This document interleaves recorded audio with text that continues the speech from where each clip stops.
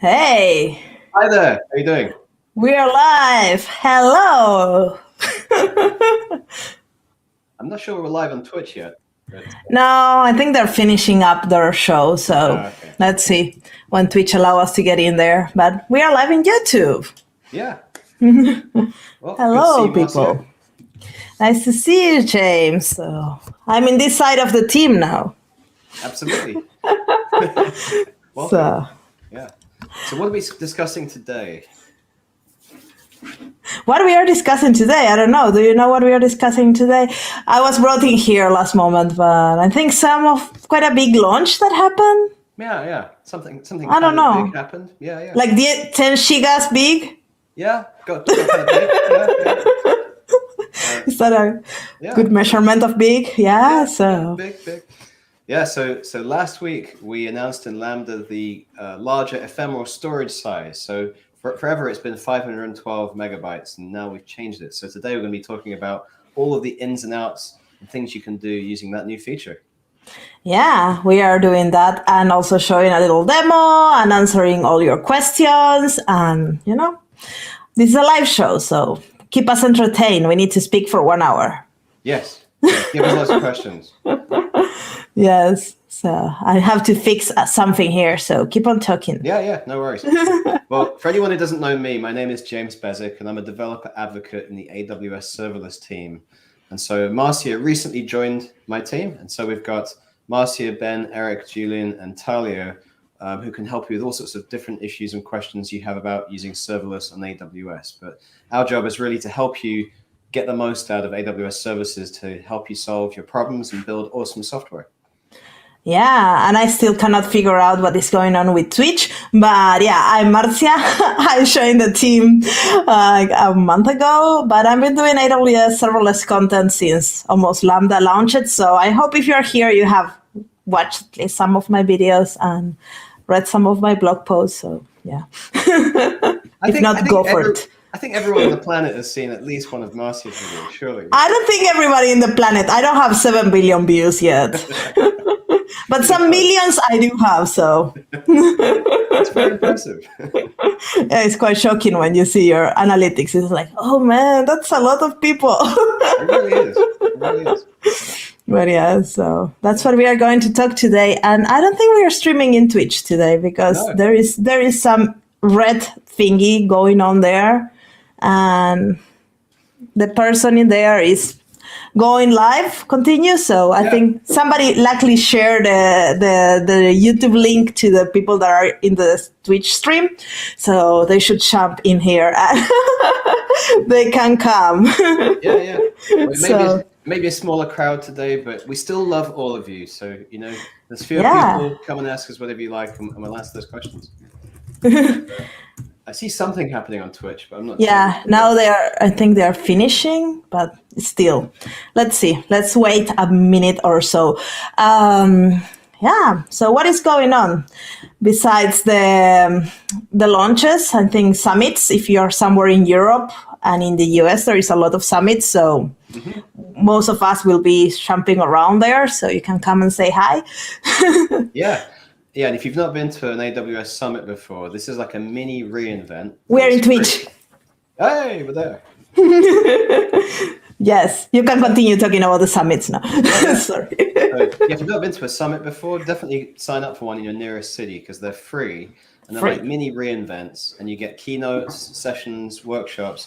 I'm also bringing Espresso, our serverless coffee making exhibit, through many of them as well. So if you do a search online for AWS Summits 2022, you can sign up that way. But the DA team will be at many of those all across the world this year. Yes. So come and drink a coffee with us and chat a little bit. You will find one of us in there. But I think now that we are in Twitch and we are in YouTube, we can start with the topic of the day. So people don't leave us because they want the content now. So we mentioned the title. So what do we launch today then? Well, last week we launched a change in the amount of ephemeral storage you have in AWS Lambda. So for a long time, it was at 500. Wait. What is ephemeral storage? Good question. So this is /temp. That's the area of Lambda where when you're writing and reading files just for operations in your Lambda function, for files you don't really need to keep around, you just need it for intermediate compute. That's what you would use. So in a traditional instance-based system like EC2 or just a Linux system, it's the same sort of idea, just a /temp storage facility. So on a regular instance-based system, you can always change the amount of storage available. But on Lambda, up until last week, it was always fixed at 512 megabytes. And that's what's changed. So now you can increase that up to 10 gigabytes. Yes. And why is that a big issue? Why we want more temp storage? Why? Because it's been there for like 7 years and nobody cared, or people were asking for more of it? Yeah, it's a combination of things. So obviously, we've been increasing the amount of memory available in Lambda functions. We then introduced container-based packaging for Lambda, and all of these things have really been growing the limits of different things you can do in Lambda.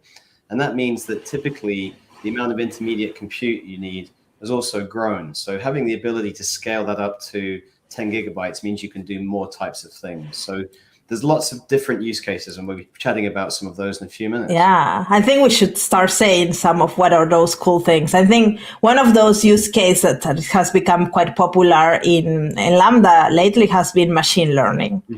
And like having 512 megabytes, maybe it's too small for maybe doing processing and you're downloading models, and sure, you can put them in other storage, and we can talk about what other options you have there, but the temp is quite handy. Yeah. And it's just generally part of the fact that dealing with data in your applications, data's getting bigger all the time. So whether you're building ML solutions or you're working with video or you're working with images, generally those files just seem to be getting larger and larger all the time. Yeah. Yeah, and what other use cases come to your mind to use this solution? Yes, there's a few that we've got penciled down over here. I came up with 5, by the way, and I was thinking about this. So if people have more, they can leave it us in the comments, so we know what you're planning to do with this. Yeah, so ETL jobs, that's one that definitely... ETL? What it means? Extract, transform, load. So if you're taking data out of something like a streaming system or something else, and you're then processing that data, performing some sort of intermediate compute, having more temp storage means you can take larger batches, you can do more processing. It's just a lot more flexible. Yes, that's a good one. So number 2 is ML inference, which we touched on earlier, but many inference tasks do rely on very large files. So now you can download those perhaps from S3 or other places and put those in temp storage. So that's my number 2. Number 3.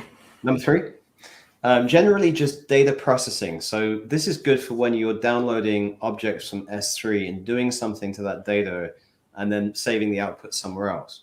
So as you may know, downloads from S3 to Lambda are free, which is very useful. So you can download a lot of data from S3, and S3 scales up, to match the scaling of Lambda. So it's a great way to download data into your functions.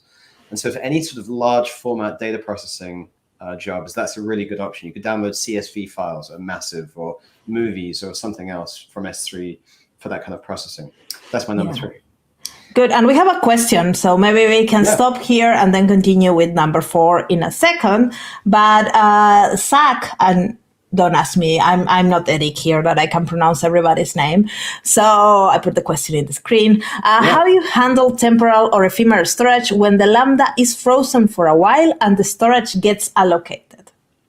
Yeah, that's a great question. So it depends on whether you're going through a warm start or a cold start. So if your Lambda function is frozen because it's finished in its invocation, and then it gets invoked again, and this is a warm start, so it's the same execution environment that's coming to life to serve the new request, your temporary storage will be in exactly the same state. So nothing will have changed from the end of the last request to the beginning of the new request. Whereas if you're going through a cold start where the function hasn't been used for a while and the execution environment is starting again from scratch, the temp storage is guaranteed to be completely empty. Yeah. So those are things you need to have in mind when you're working with the Lambda temp directory. Either you clean it when you finish your processing if you don't need those files, so you are not allocating the storage, or then you can cheat and you can have things preloaded and only load them once. And then before doing whatever you need, you check that the temp is live and kicking, and then you're done. Yeah. And I had a really useful bit of code, actually. It's in this article here. I'll just paste it in the comments. It's in the repo. Oh, I don't have access to the comments. Marcia, I can paste it. Yes, yeah. Do all the work today. So, when you're cleaning out the /temp, I've written a little function in the repo that this references that does it for you. So if you want to be able to manage your own files, just use the code that I put in there. That's great. So case number 4, we have ETL, we have machine learning, we have data processing, then zip processing. So zip processing. Yeah. So basically, in many enterprise customers' cases, they build very large zip files, often from PDFs and other things that are going around, and so they want to be able to build these files, also unzip files. And it's a really common use case for Lambda. And obviously, zip files can get to be enormous these days. So this can really help in processing those files when they get big. Yeah, and you can play with, at least with PDF, if you're trying to, I don't know, I have this problem sometimes with my slides because I embed demos on them. So they are a couple of gigas big or more. And then if you want to zip, do a PDF, you cannot do that with a normal Lambda, so this is also a good example. There is a question here. I'm very blind, so I need to downloading large files from S3 to Lambda temp. Al is asking if we pay for Lambda while the file is downloading. Yes. Yes. You don't pay for the transfer, but you pay for the time that Lambda is executing. Mm-hmm. But the more memory you allocate to your function, that gives you more virtual CPU and also more network bandwidth.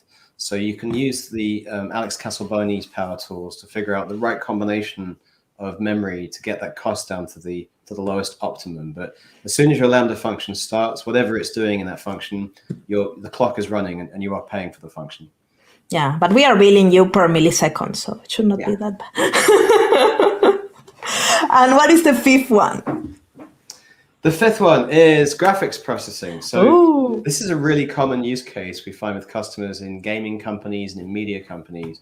They're taking images and doing something to them. And it can be processing entire movies, or it can just be very large files like raw files from cameras. And so those files tend to get big. And this extra storage gives them much more flexibility for processing that type of data. Yeah, and the demo that will be shown today is one of these graphics. There is one more question here from Dan. Can you use outside of the handler code to pre-populate the temp for your handler? You can indeed. So /temp is available from the moment your function starts. And so you can use that handler to pull in files and do things. Now, if you're using provision concurrency, this is a really good idea because you can now basically get your function ready outside of the main handler and pull in all the files and reference files you need before your function starts. So that's a great question. Oh, there's so many here. I love when people ask questions. Yeah. Somebody saying, for so many data processing shops that run in parallel, third-party API limits are the bottleneck, James. Any advice on this? Third-party API calls. Yeah. So I think if this is generally a problem if you've got Lambda functions scaling and using a downstream resource that cannot scale as much. And so I think what you're asking is a flavor of that, where if you're essentially trying to manage the resources that you're using. And so generally speaking, the most common way to do this is to use SQS with Lambda, so you can flatten your demand curve, basically, keep the jobs queued up, and then you only pull them off the queue at a rate that your downstream system can keep up with. Yeah, that's important, so you don't kill the other side of it. Yeah. There are other things too. It really depends on the API because you may be able to reuse connections, for example. So if you've got warm Lambda functions doing everything in the init handler outside, in the init code outside of the handler, can sometimes take the load off these downstream systems where you're forming connections or logging in or doing that kind of thing. But it depends on what you're using. Yeah, sometimes also step functions might help. You can build a circuit breaker there and then do a little exponential back off so you don't kill the side. But yeah, depends on which you're building. Zach is asking that SAM supports ephemeral storage. Yes, and the demo is with SAM because the demo is with SAM. We like SAM. we like all of them. We like serverless framework, SAM. It really depends what I last opened on my computer. But yeah, for me, SAM is great for building demos because it's so little boilerplate. It's just like a temp file and a handler file, and I don't need much. So most of my demos end up being SAM because it's just little boilerplate. But I like them all. Yeah, the SAM CLI change was made this morning. So yes, update your SAM. Yes, 1.43. That's the one. Yes. New question. Does having really big temp impacts your cold start? Good question, but it doesn't. No, so it has no impact on your cold start times. Yes. The temp storage is essentially on the same machine that the code is running. So it's just the way it's running on the same box. There's no network overhead or no connection being formed. Yes. So many questions. I love this. Yeah. I need to come to the live stream more often. This one, I don't know the answers for this question, so luckily we have James here. Does ephemeral storage support with Lambda functions with containers image also? Yes, so this feature is supported in both zip files and for container images. That's great.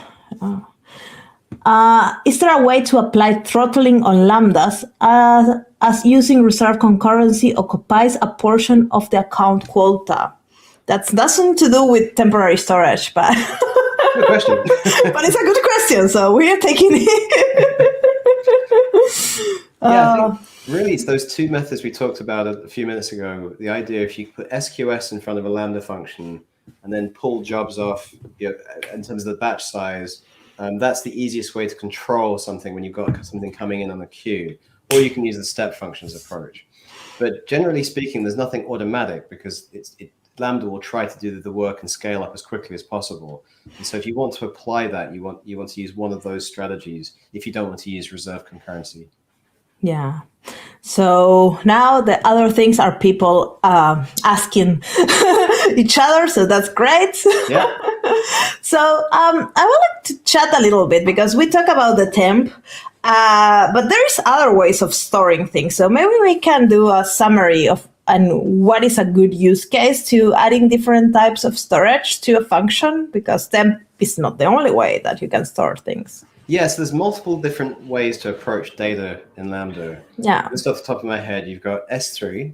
Yeah. There's Classical. Lambda Layers. That's the classic one. Yes. There's Lambda Layers. EFS.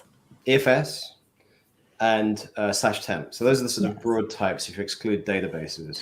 Yeah, but I think /temp and EFS are like very close related because S3 we all know, but you need to bring it to Lambda, like the compute and the data are separated. Lambda layers are something that you can throw things in there, but well, you have a limitations but temp and EFS are kind of very related. Do you have like a good way that we can tell the audience when they should choose one or the other? Yeah, so there's some trade-offs between both of them. So EFS is incredibly flexible. You've got this elastic file system, as the name suggests, and it will scale up with your Lambda function up to 25,000 separate connections.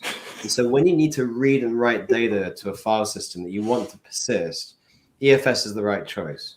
So if you have something where the Lambda function comes to life, it reads a file from EFS, makes some change perhaps, and saves it back somewhere very, very quickly, EFS can definitely solve that. And that's shared between all your Lambda executions. So that's very different from the temp that is exclusive for that Lambda, that it can be called and reutilized, but you always need to start by thinking that there is nothing in the /temp, while in the EFS, we know that there is something. Exactly. And you can actually use the two features in combination with each other too. So that's pretty common. People often will download a machine learning reference model from EFS, pull it to their /temp to do things, and then go from there. So it's possible to use the two together. But the ultimate difference really is /temp disappears when the function ends and the data's gone forever, whereas EFS is persisted forever until you delete it. Yeah, there is a question here, and I don't know if we know the answer. What is the time limit of temp folder to get clear up? Basically, when the function disappears, but I don't know if we have that number when the function disappears. I don't think so. So the way that Lambda works is fairly non-deterministic in how long the function will be kept around. So generally, that changes because we make changes to the engineering in the background to improve the service constantly. It's one of the reasons we don't really say how long it is because it's better if people don't design that in mind because the number changes. But as soon as the environment goes away, then yeah, /temp just is gone. Exactly. That's why you should always make your code that it's thinking that there is nothing in the /temp. Yeah. And because it might give you a nice error. So somebody doesn't understand here the layers, why the layers were mentioned. So maybe we can talk about why the layers fit in the storage landscape, because that comes really good to the next question I was having for you. Yeah, I'm not sure if they mean the news blog post or the No, I think because we are talking now about storage, we talk S3, layers, EFS, and temp. And let me know if I'm really missing T-bound. And they'll laugh on how to pronounce your name. But I think it's in that area, like how layers like are in this storage landscape, like how we compare it with S3 and EFS. Yeah, so layers are part of your deployment package, but because of the way we've set it up, it's really good for storing things like libraries or assets, very large assets that may be used across multiple functions. And so for that, you can create a layer and upload that to the Lambda servers. And at the point where you create or update your Lambda functions, the service then fetches that layer, combines it with the files in your deployment package, and puts them together. Now, that means that layers can be useful for making it much faster when you want to make minor changes to functions because you're not uploading the whole thing. But once it's on the service and it's running, essentially your code and the layer is combined. And so it's good for just keeping those deployment assets separate, but it also means that it's fixed. So if you go and create a new version of a layer and you publish that, that won't automatically update all the functions that use it. You actually have to go through and then update the layers that they're using. Yeah, but that's a wise thing that it doesn't get automatically deployed, because it will be very confusing if all your production libraries change the version to something that you have not tested. Exactly. So it's a very kind of scary thing to happen. But yeah, and in layers you can put whatever. So in the demo, I'm putting like a executable thing, like to run. So you can do all these things, or you can put codependencies from third parties, from your own. Usually it's depending on the code that you're building, it's in a very structured path that you can bring it on. So that's why we use it as a storage kind of solution. But I will not say that it's like you can store things from, like download it from S3 and store it in the layer. That's not how it works. But it's just supplementing how your Lambda gets things into it. Exactly. And actually, Alpa Codes published shared a link here that is a blog post I wrote a while back that talks about the differences of these different storage types. So I go into quite a lot of detail. Oh, nice. In that link there. I will put the link in the I open it now. Here. Wait a second. There is in the chat, you can see the link to the blog, so you can check how to choose. So now we have talked about the launch. We have talked about the different options. We have talked about the use cases. Do we have something else to cover? Let's talk about the cost. Yes, that's an important one. Nobody asked. Nobody asked what it costs. Let me dig out my... They think everything is free. No, it's not. Spoiler. We put the pricing on the general Lambda pricing page, but there's several key things to know about it. So the 512 megabytes of /temp that was free is free and continues to be free. Nothing changes around the billing of the 512. You only pay for the incremental. I think We forgot to mention one thing now that you're talking about pricing, because we didn't talk that it's not like all your magic since today. Every time you deploy a function, it will have 10 gigas of ephemeral storage. No. Right. When you deploy a function, if you don't do anything, it will have whatever it had before, the 512. And that's free. Then you can add up to 10 giga. And that's up to, so from 512 to 10 gigas. And there is when you start paying. Exactly. And so the key thing when you look at the cost is you're being charged by gigabyte a second. And the number is tiny. It's 0.000000, and it goes on and on. It's actually very small. So it's probably easy to talk about in terms of an example of how you use it. But when you look at the an example, if I just open on this pricing page, an example where they were talking about a mobile app here, and the app uses 3 million requests per month with an average duration of 120 milliseconds, and you configure the function to have 1,536 megabytes of memory. And you go through all of this. The important part here is the compute charge comes out to $2.33, and then the actual cost of the storage beyond that is about 40 cents. So it tends to be a very, very small fraction of what you're being charged overall. I put another example in my blog post of, which I'll publish here. Yes, so we can put it in the chat so people have all the links and they can do more further research on pricing. Yeah, so in one example I was looking at, I'll just put that link here.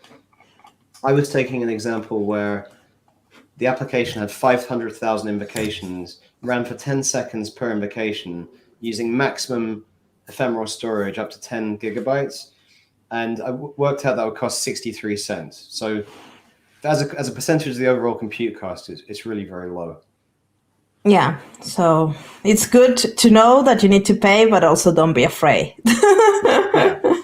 And also don't overuse it. It doesn't mean that you should just go in and just turn it up to 10 gigabytes. You still want to be selective in how you use this to make sure you get the best value for your money. Yes. Let's see if there is any questions. Somebody's asking if there is a free tier. Well, the 512 is free. Yeah, that is the free tier. Yeah, that's the free tier. Then, can we think about the advantages of any temp storage over S3 apart from the storage? Yeah. So /temp is a file system, whereas S3 is object storage. So they're kind of different in the way they handle things. So when you want to handle files, you really want to be using a file system. /temp is actually on the same machine and the same underlying hardware that is running your Lambda instance, whereas S3 is a separate service. So you're going across a network. And so /temp access is the absolute fastest of all the file access options you have available. Yes, so it's very fast. And then here is a really good question about, is there a way to figure out if people are being wasteful with this, configuring more than they need? Yeah, I thought about this the other day. It's a really interesting question because natively we don't expose anything to show how much temp you're using, but I think it might be relatively easy if we just, with a little bit of code to keep account of how much storage you're using. But I have to look into that in a little more detail. Yeah, but I think that's something that at least we should be interested. I wonder if the Lambda Insights help with that. Lambda Insights does provide metrics at the end of the function. Well, but maybe if you know that all your functions are like using only 1 giga, maybe it's a good way to figure out. Yeah. I think that's actually the answer. I would use Lambda Insights to start with and see if that solves the problem. Yeah, so that's something maybe to look more in detail, but it's a great question because it's so easy to allocate 10 gigabytes. Yeah. Yes. Do you want to talk about something else in your brain? Or we should jump into the demo? The one thing I'd like to show first is that if you're using serverless LAN patterns, we've updated the basic pattern for Lambda to include the attributes you need in SAM to be able to use ephemeral storage. And so it's fairly straightforward. You'll see in the example, it's just an ephemeral storage attribute with a size. And you just put the number there, anything up to the 10 gigabytes. And if you include that, you can just use SAM deploy or SAM build, SAM deploy as usual. Yes, I have to say that because memory doesn't take size and then ephemeral storage takes size, my OC is like, why there is size and no size? It's yeah, I completely feel that too. But you can find the example there, and also the code I will be sharing with you today is in GitHub as well, and it's all configured there. We mentioned it earlier, but just mention it again. You need to upgrade your SAM CLI to use this feature, and so if you try to use an out-of-date version, you'll get an error saying ephemeral storage doesn't exist. But just remember to update that. Yes, do it now. Yeah, it caught me out earlier, so I thought it'd be worth mentioning. Yeah, for me it was not working, and I was like, "Why it's not working? Oh, did you update some?" Nope. Yeah.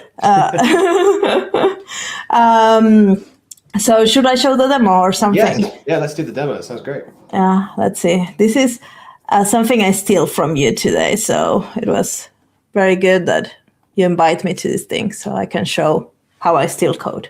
Yeah, feel free to steal my code what you like. Now we're in the same team, so I don't feel that guilty anymore.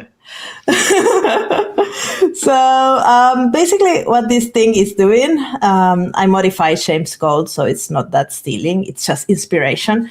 But it's creating the function. But the function is adding a watermark to your videos, because I'm a little egocentric and I don't want anybody to use my videos, so I put full bar everywhere.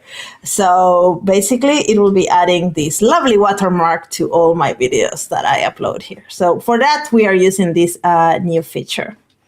So let's look at the code, and this is all deployed already, so I will not go against the, don't make me change anything, because the demo gods are not ever in my favor. So I will go around and show you different things, and if you have any questions, Shame needs to let me know, because I'm not looking at the comments anymore. So when you deploy this thing, we will be using this library. Don't make me say it out loud. FMMP. You're an English speaker. How you say this? FFmpeg. FFmpeg. Okay, whatever. This library. And I started by building my own layer, and it didn't turn out to be that easy, because it's you need to compile it for the Lambda. There is structures on the internet, so you need to compile this library for the Linux machine too, and you need to get the right things in the right place. And then there is somebody already have done the work for us and have put in the serverless application repository the layer. So that's the first step in the whole shebang. Is deploy this in the place where you are, like same region, same account that you're going to work with your application. So that's the first step. When you deploy this, you get a lovely Amazon resource name, ARN, that you can, when you deploy the application that I show you later, paste, and it will magically work. So this layer is properly done, not like my layer was not. So when you deploy, then it will ask you for this ARN for working. Make sure that it's in the same region than your application, because if not, it will not work. Then this project is very, very simple in the things that it does. It has a source bucket, a S3 bucket, for you to drop the files that you want to get watermarked, and then an output bucket where the results are going to be there. So we are just creating the names a little bit automatically, hoping that nobody has a bucket with that name, so it doesn't fail. And then we have the function, and here is where the yummy part comes. That is 2 lines of code, yay. That is configuring the ephemeral storage. So here, because AWS pays the bill, I'm setting the biggest memory size and the biggest timeout and the biggest storage available, because I can. But if you're doing this for production, start thinking what is the right amount of memory, right amount of storage, and right amount of timeout. Well, the timeout is free, but the memory and the storage is important. So as we talked before, you are not overpaying for a lot of unallocated resources. So I think for my demo is an overkill, this 10 gigabytes of memory and 10 gigabytes of ephemeral storage.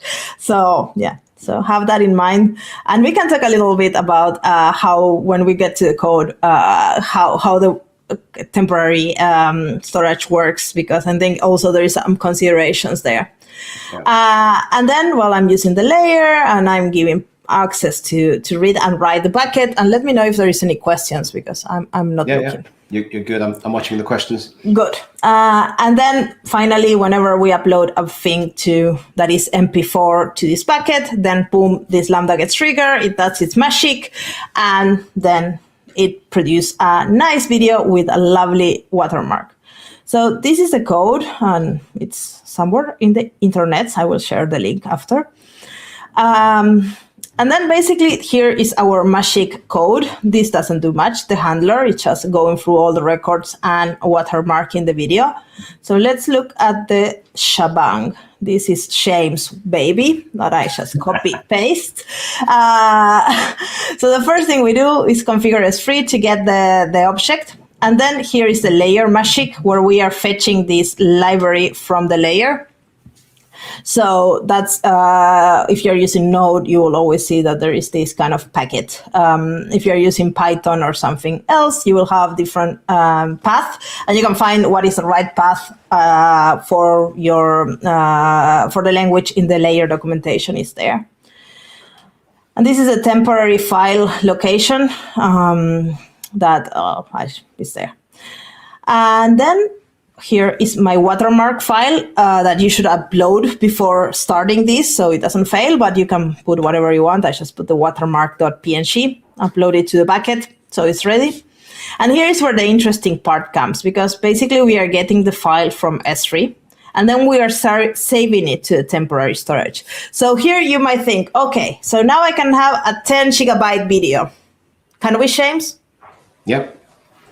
Are you sure? Nope. Okay. Well, technically you can, but you will not be able to do anything else, because the next step is to process that file and then store it again in the temp file. So that means that we need to share the temp file between the input and the output. So that's something you need to have in mind when you're designing this application. Like, okay, now I can add watermark to 10 gigabyte videos. No, you can't, because you need to have the video twice, and it will be a problem. So that's something to have in mind. Or then if you want to do it like that, you might need to make something very smart in your Lambda function. So you are cleaning the storage or something, putting it somewhere, cleaning it, and I don't know. But have that in mind. Also, you mentioned that if you try to encode, you were trying to cut with this library a video resize what you were trying to do. 10 gigabyte video, it time out. So so that's something I found was with video resizing using FFmpeg, it seems to get exponentially slower as the file gets larger. Now, Lambda has a strict limit of 15 minutes per invocation. So if your file gets too big to be done in 15 minutes, you might want to look at a different solution. It does mean that you shouldn't automatically assume that a 10 gigabyte file will always be processed, because it really depends on the efficiency of whatever library or video you're using within your Lambda function. Yeah, and here is where the memory becomes interesting and more relevant. Like if you want it to be done faster, also playing with the memory helps, because this is quite intensive in CPU, and memory comes with this extra CPU. So maybe have that in mind when you're designing your Lambda function. Somebody's asking if ephemeral storage is working on local environment. And in your demo, you have it working in local environment. Did you? Yes, I think I did. So I have a version of this where I'd set it up where it detects if it's running locally to avoid just mapping file paths and so forth. So I think you should check. It's in your blog post. You can find a link for the code from James there. And I think there you will find how to run it locally. And don't laugh. Haha. Yes, we have it. I just don't like to run locally, so I remove all the mentions. Now, here's a great question. Any error handling suggestions for when we go over the temp size? Is there an error for that? So if you're using something like a Node, if you're using FS, you'll get a typical error indicating that the file has not been written successfully. So you generally always want to try catch any type of file operation.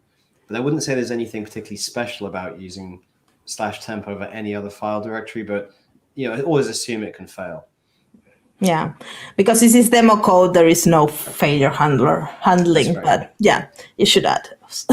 That's mainly because we're writing demo code, but we usually would add error handling, yeah. You should, yeah. It's wise, and maybe not put everything in one function, but it looks so nice to be able to scroll and show you everything. I might do it a little different, but it will be not nice to show. But the code is very, very simple. And one thing I like from Shane's thing is this method that is cleaning the temp, because we don't want to have things boiling around. And usually the videos, we want to process them once, and we don't want to have them available every time we load the Lambda function. So this method, I think you can basically steal it as it is and paste it in your Lambda functions, because it's very clean. It's nice, and it just delete all the files in your temp. So it's one of those nice. So that's better. Yes. And so actually, this is something that's a bit different. So if you're used to using temporary file systems in operating systems, generally speaking, the operating system will clear it up for you. And so when the machine maintains the right amount of temp and gets rid of files, often when you least expect it, but the operating system does that. And so that's not the same way here, that basically Lambda will never touch the files in /temp during a warm invocation environment. Obviously, at the end of it, it'll delete everything. So you want to make sure that you're cleaning things up so you don't accidentally run out of space. It's something I found by accident when I was testing some of this code. And it's easy to think you've got loads of space left. But if you don't need to keep files hanging around, I'd recommend just running this function. Yeah, so this is a great function. And then after you deploy all this, we can show a little bit how the code looks. So let's look at the Lambda function first. So this is the Lambda function deployed. I don't know if it's big enough. I'm always very blind, so let's see there maybe. So here we can see the Lambda function with its layer, its S3 invocation. And the interesting thing here is in the configuration. If you go to general configuration, now you will be able to see the ephemeral storage that you configure.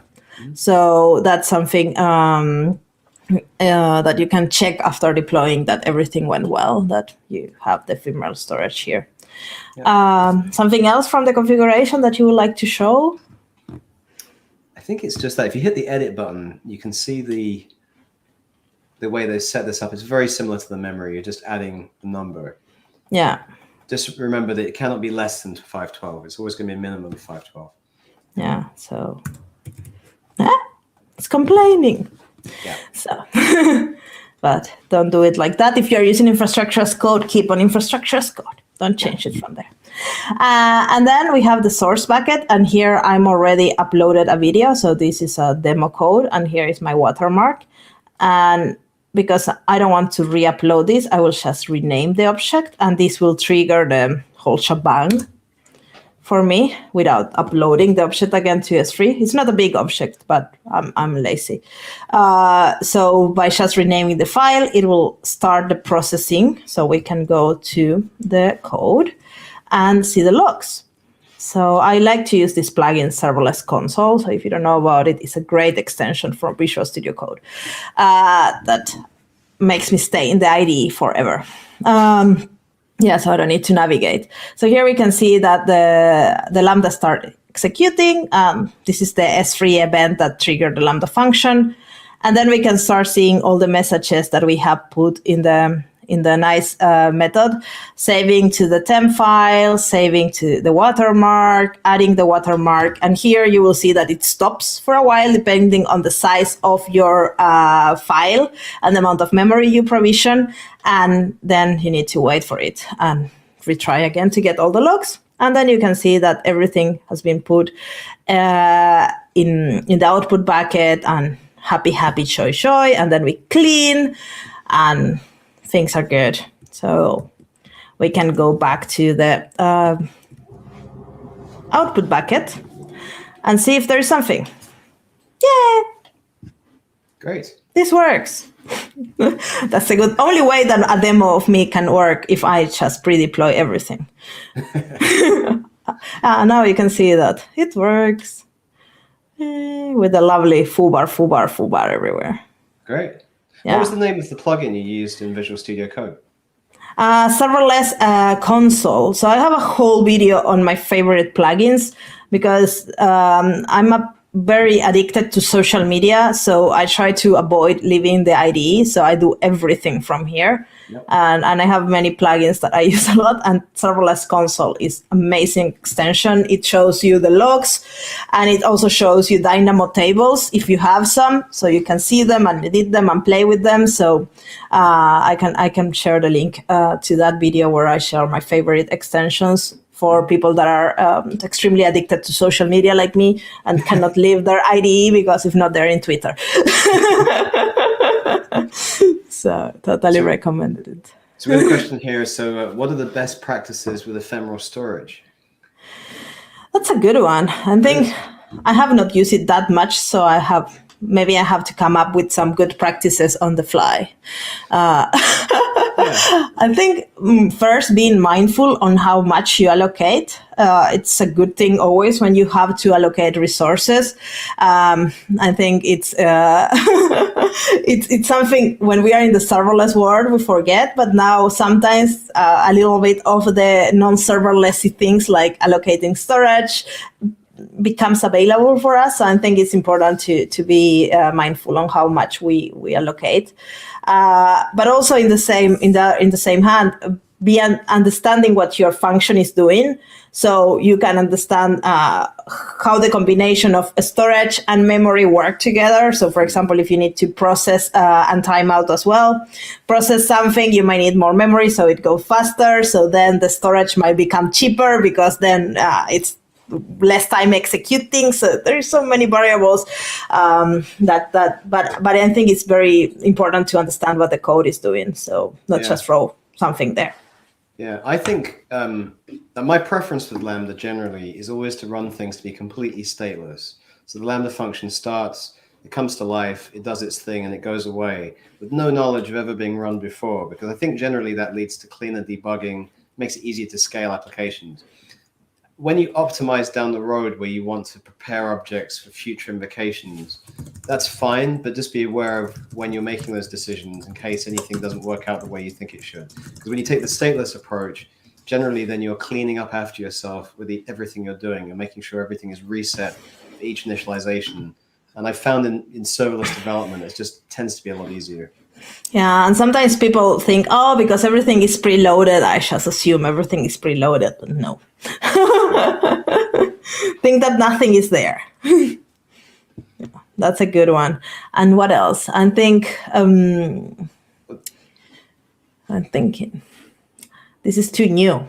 This is something you need to ask me in a couple of weeks, so I have time to think. Well, there's some subtleties as well. You know, when you're downloading objects from S3, for example, you could potentially download them to memory and not go to /temp at all.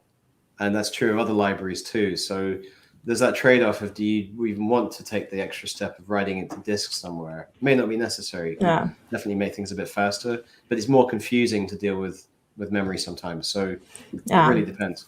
And I think that's kind of related to the question that Chuck asked, Tari, what is the combination to crack the ephemeral storage, the memory, the timeout? I think it depends what you're doing, how your library reacts, because, for example, this library I'm using for working with videos really needs the files in the temp system. So it's not that you can have them in memory because it's an executable that you're running like from a bash.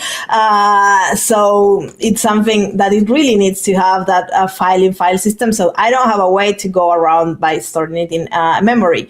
But with S3, how many times we have downloaded an object, keep it in memory, append things to it, and then push it back to S3, and we don't need to use the temp at all, and everybody's happy, and it's good. So I think because we are talking about the temp, it's not that you need to use it all the time.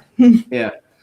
And then, so generally, this is a good question because often there's this balance of figuring out how much memory and CPU and network resource and also the timeout aspect. Remember, the timeout's just a guardrail just to really stop it going out of control for any reason. So that doesn't mean you'll be charged for the timeout length. It just, the service will shut down the function once you reach that timeout.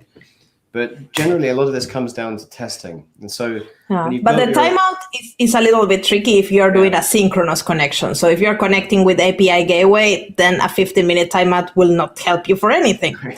So be mindful of who is invoking the Lambda function when you're using the timeout. Exactly. But when you're building functions to process things, often people don't test with payload sizes that are realistic. And so the function will be really fast and doesn't need that much memory or anything else. But when you run it in production, you're dealing with larger payloads that can slow everything down. And so in your test examples, you want to pick realistic data to make sure that you're using the right configuration to make sure it mimics production as much as possible. Yeah, you're getting into testing. That's a whole series of episodes, like 20.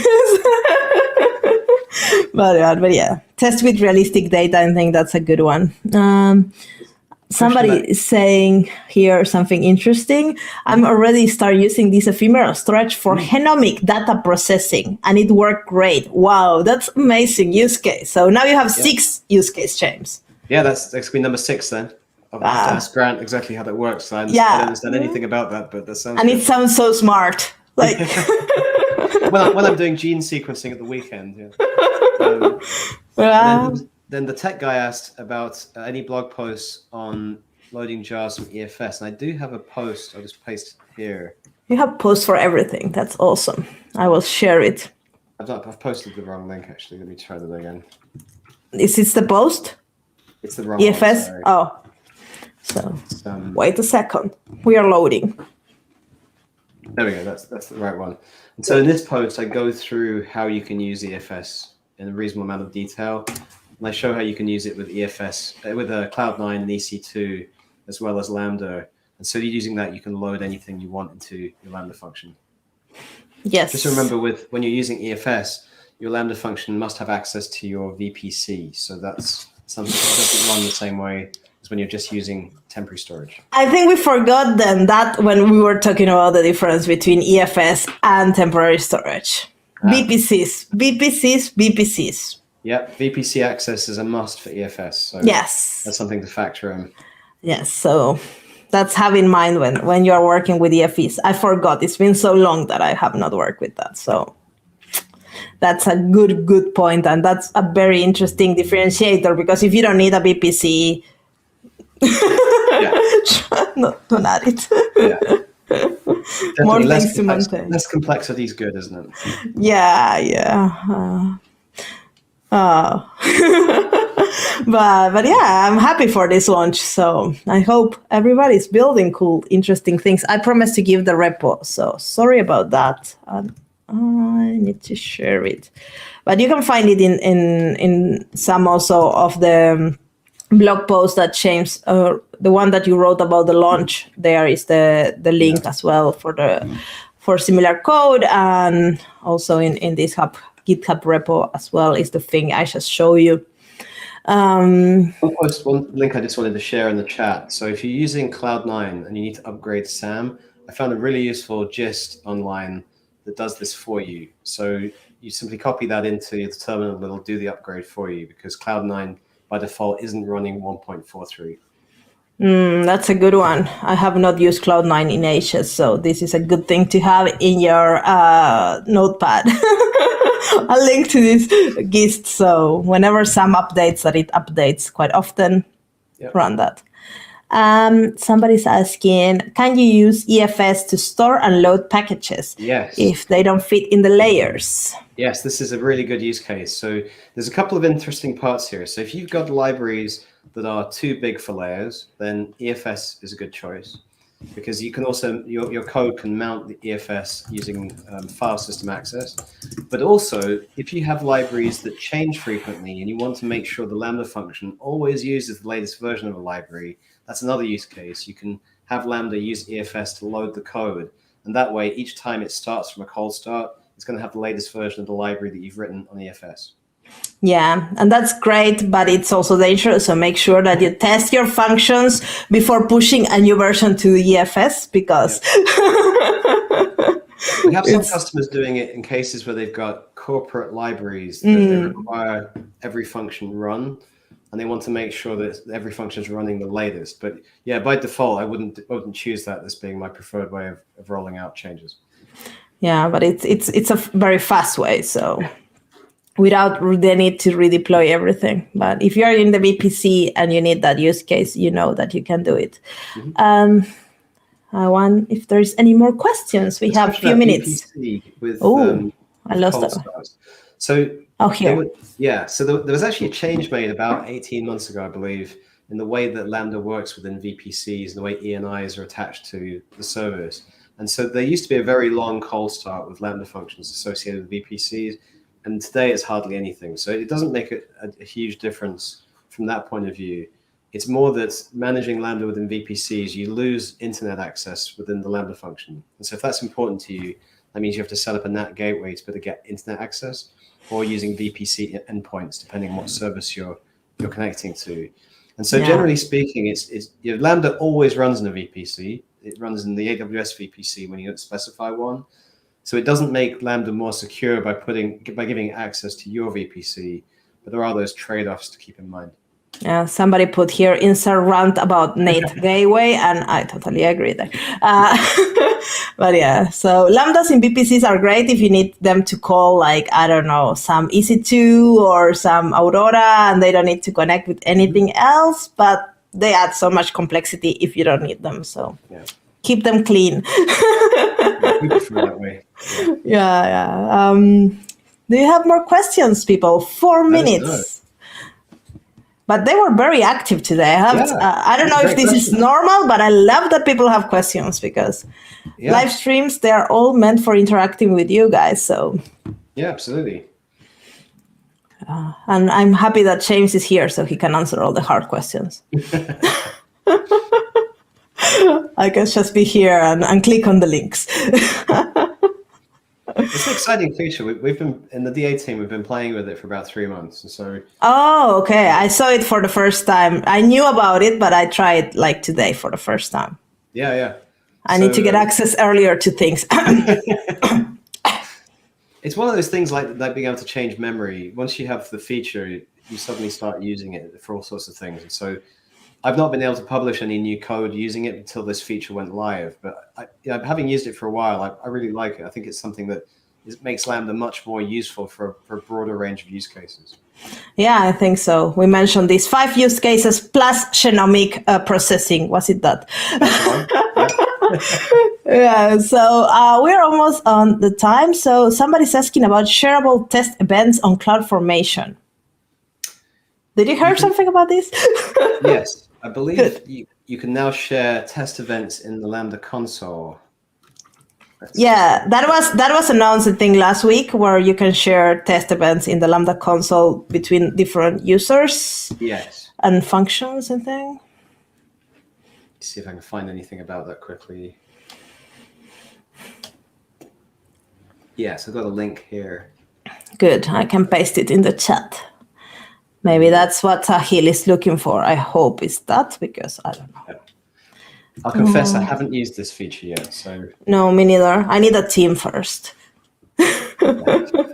So I can share something with them to myself. And we are almost in time, but I think next week we are talking about Alexa. So I will be hosting this thing again, but I think I will be on my own, but I will have a guest. So that they will know the answers to all the hard questions. That's the answer. Yeah, in the meantime, if you need any more help with serverless, don't forget the serverlessland.com, where we've got serverless land patterns, so it makes it easy to build applications from scratch. You can always contact the whole of the DA team on Twitter, LinkedIn, email, pretty much anywhere you can find. We have a community on Twitter now, so there I'm very active, and you don't need to follow any of us if you don't want, but you just join that community, and there we will see your question and everything. So that's it. I don't have anything else. We can close this for today, so the next Twitch stream can start in time. And we don't destroy anybody's agenda. So thank you very much. And if you have any questions, ask questions to James in Twitter and say hi to me. Thanks very much, everyone. Thanks for coming on.